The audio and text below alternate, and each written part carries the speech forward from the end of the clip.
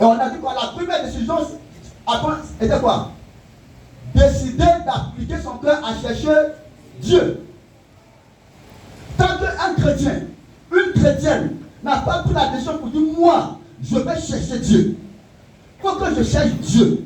Il faut que je connaisse Dieu. Il faut que je sache qui est Dieu. Comment Dieu fonctionne. Tant que tu ne prends pas cette décision, tu n'as pas encore entamé ta stabilité spirituelle. Alléluia. Paul a dit, dans 1 Corinthiens 13, verset 11, il a dit, quand j'étais enfant, je parlais comme un enfant, je réfléchissais comme un enfant, je raisonnais comme un enfant. Mais les gens lisent ces phrases sans tenir compte de l'agencement des mots. Amen. Paul parle des bébés spirituels, des chrétiens qui sont à l'église, qui agissent avant de quoi? De réfléchir. Amen. Tous ceux qui sont à l'église qui vivent dans le péché là, c'est eux que Dieu dit, et c'est d'eux que Paul parle. Il dit, quand j'étais enfant, je parlais avant de raisonner. C'est-à-dire que le monsieur, madame, ou la personne est à l'église, ça il pêche d'abord. Il finit de pêcher d'abord, c'est maintenant qu'il va s'asseoir pour penser aux conséquences. Amen. Mais au moment où il s'est péché, non. Il finit de satisfaire son plaisir charnel. Et puis maintenant, il pense aux conséquences. Mais Paul dit quoi? Quand j'ai grandi, j'ai fait disparaître ce qui est quoi? De l'enfance. C'est maintenant là, je raisonne, je réfléchis avant d'agir. Alléluia. Amen. Donc on a dit, la première chose à faire, c'est la prise de conscience. Après des décisions. La première décision, c'est d'appliquer son cœur à chercher Dieu. Et non pas chercher un homme, ni un pasteur. Alléluia. Aujourd'hui, on entend trop de choses dans les réseaux, sur les réseaux sociaux. Lui la vient, il dit pour lui. Lui la vient, il dit pour lui. Lui la vient, il dit pour lui. Aujourd'hui, les chrétiens sont mélangés. Amen. Il serait mieux pour toi de lire la Bible et puis de suivre les enseignements de ton pasteur. Faire comme les gens de Béret. Et quand on finit de prêcher là, va étudier la Bible pour voir si ce qui est dit là, si c'est dans la Bible. Si ce n'est pas dedans, interpelle le pasteur. Pour dire, papa, tu as dit ça, j'ai fait dans la Bible, je n'ai pas vu. Amen. Amen.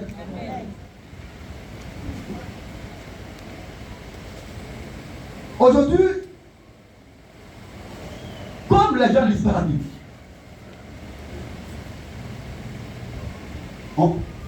on lave les tables, on prend Isope, on dit quoi Isope? Comment quelqu'un marié, tu peux te laisser laver par un pasteur? Tu dis, ah, mais ça se fait. J'ai des amis qui font. Je dis pas, oh, j'ai des amis pasteurs qui font. Après le stage, je me suis séparé. J'ai demandé, il n'a pas me montrer le verset biblique. Il dit non, la main s'est lavée dans l'eau de Jésus. Je dis, mais est-ce que c'est Élisée qui a lavé la main? Mais si on vous dit ce que les gens font actuellement, ça fait connaître. Il y a un frère qui me rendait témoignage que dans l'église dans laquelle il était, le pasteur pour faire délivrance. Que ce soit l'homme, je ne sais pas, l'homme des femmes, bon, comme c'est l'homme, tu te mets nu. Lui se met nu. Toi, tu te couches, et puis il couche sur toi. Là, tu as fait la délivrance. Et cette église-là existe en Côte d'Ivoire. Et ça continue de faire. Il y a des gens là-bas. Non, il ne faut pas dire où. Mais Dieu, ces personnes-là sont bénies. Ils pensent que c'est Dieu qui les bénit. Mais c'est le diable. Mais le pasteur va utiliser des versets bibliques pour les convaincre. Comme les gens ne lisent pas la Bible, ils ne sont pas assis spirituellement, non, il y a un problème. Alléluia. Même vous qui partez dans le programme, les impositions de main, mais on vous communique les choses. Tu ne vas pas mettre ta tête en bas de n'importe qui pour te poser main. Sinon, tu vas prendre des démons, tu vas avoir problème. Amen. Amen. Et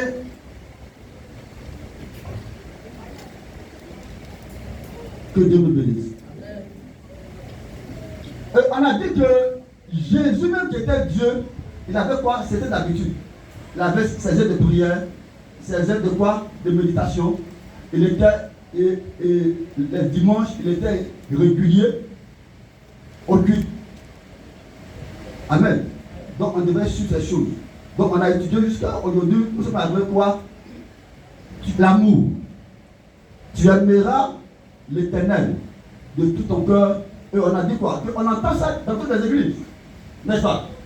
On entend ça matin, midi, soir. Tu aimeras Dieu, tu aimeras ton prochain. Mais qui a décidé d'aimer Dieu? Qui a décidé d'aimer son prochain?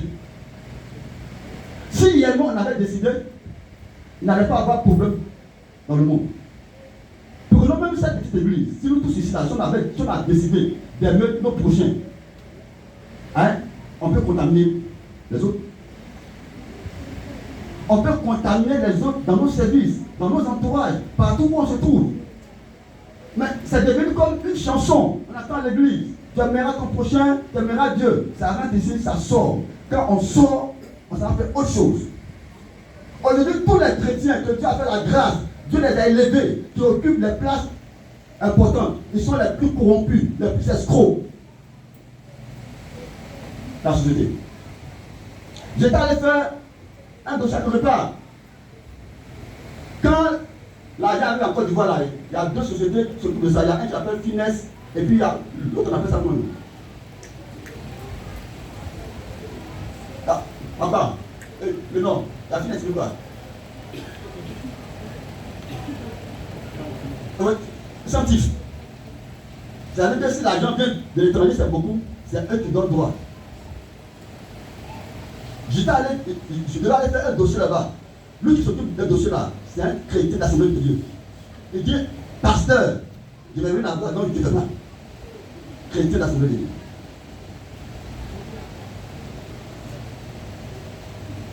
J'ai abandonné le dossier, pas que de Dieu. Amen. Mais je voulais le renvoyer. Mais j'ai réfléchi à son pasteur. Sinon, j'ai le pouvoir de le renvoyer. J'allais le renvoyer. De le pouvoir. Dieu te place pour aider les chrétiens et les pasteurs. Et c'est toi qui constitues un obstacle à l'avancement de l'eau de Dieu. Tu mérites d'être renvoyé. Mais j'ai pensé à son pasteur.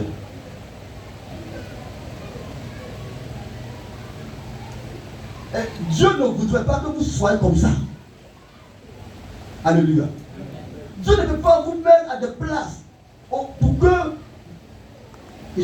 on a l'une de nos soeurs ici d'aller chercher un travail dans une société et c'est un responsable d'église évangélique. La demande à coucher avec elle avant de lui donner poste.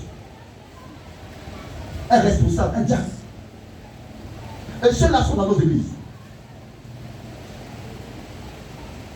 Mais laisse-moi te dire. Même si tu veux, il faut payer le terrain, il faut construire l'église, il faut nourrir les pasteurs. Si tu meurs dans ça, tu iras à l'enfer. Si tu n'as pas changé.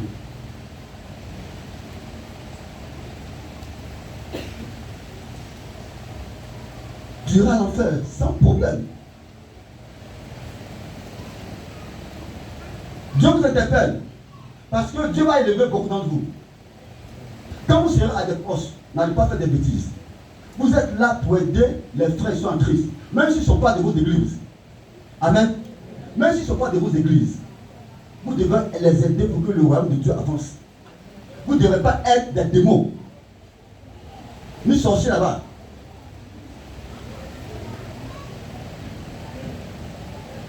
De fois tu crées ton entreprise, tu dis c'est la soeur en Christ, c'est le frère en Christ, elle va gérer. Ah, quand c'est un démon, toi tu n'as plus combien dans ton entreprise.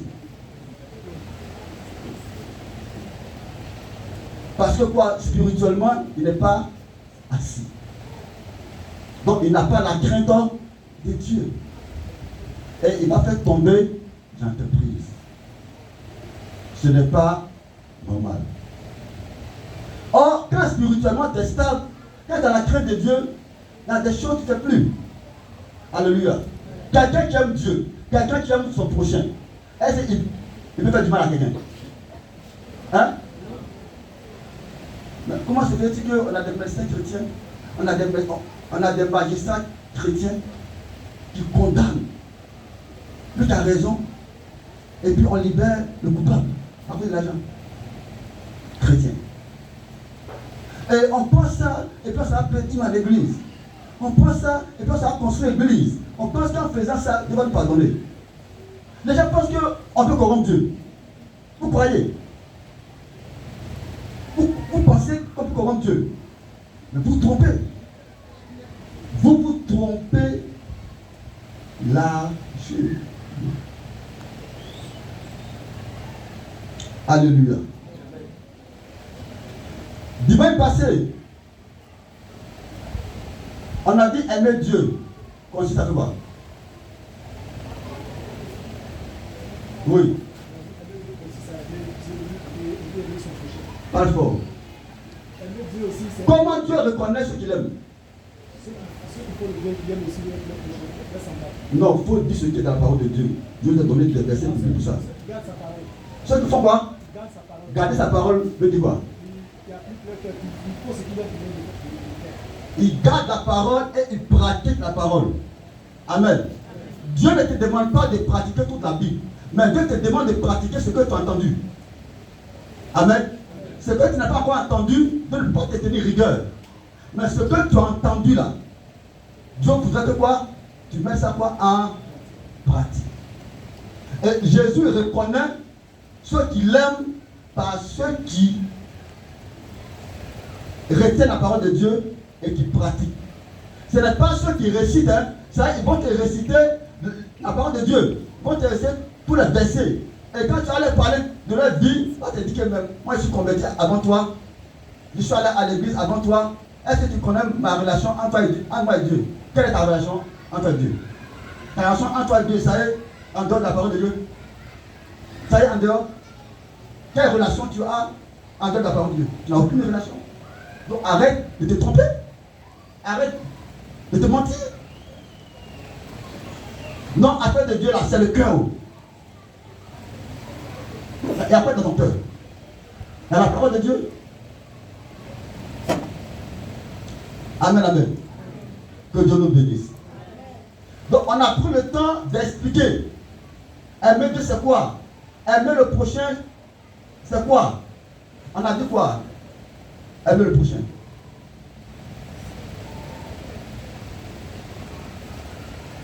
Les gens ont oublié. Des élèves qui vont à l'école, tu ne dis pas. Pourtant, tu cries sur ton fils. Va étudier pour que tu réussisses. Et toi, tu ne veux pas réussir avec Dieu. Oui. Oui.